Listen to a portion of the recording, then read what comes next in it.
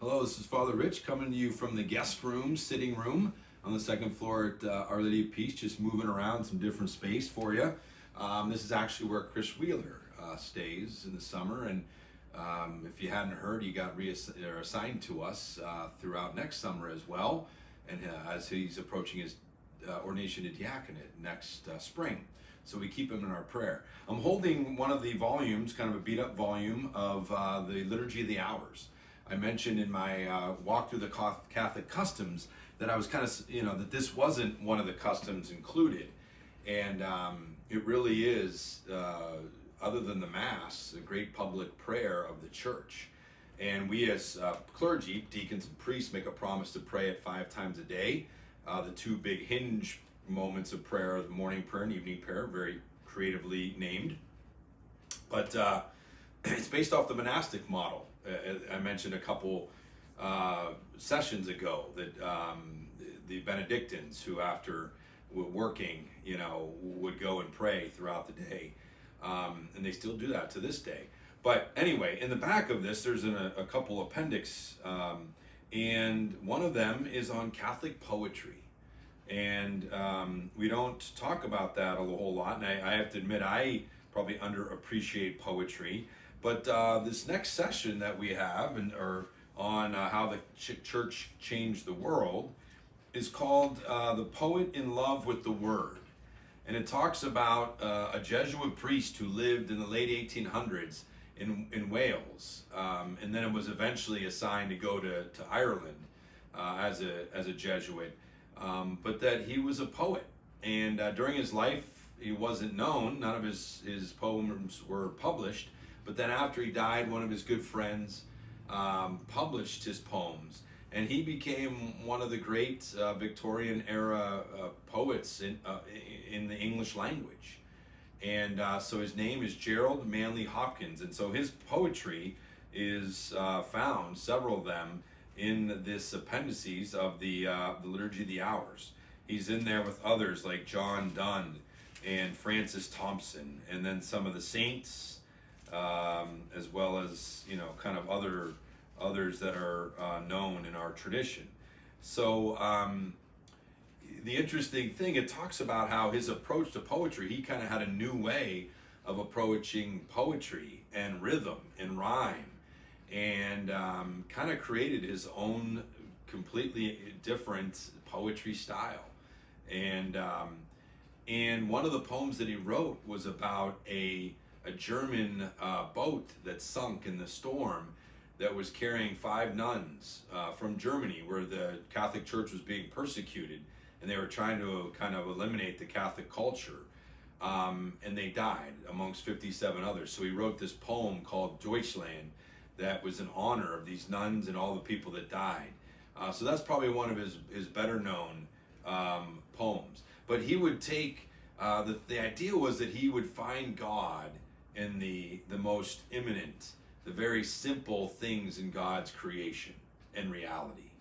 They kind of opposed him in this essay to St. Thomas Aquinas, who kind of had this ability to meditate on theory and kind of get lost in that, and not even know where he was. Whereas Gerald Manley Hopkins, he would be so focused on what's present here because he would see God in everything.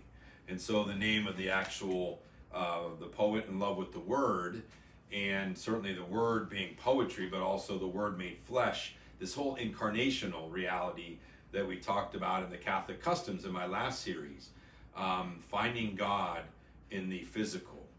And so the very simple things that Gerald Manley Hopkins in his poetry would focus on, and seeing God in just the basic flutter of a bird's wings, or the tilling of the earth by the farmer with the plow, and just in these very common everyday things, finding God revealed.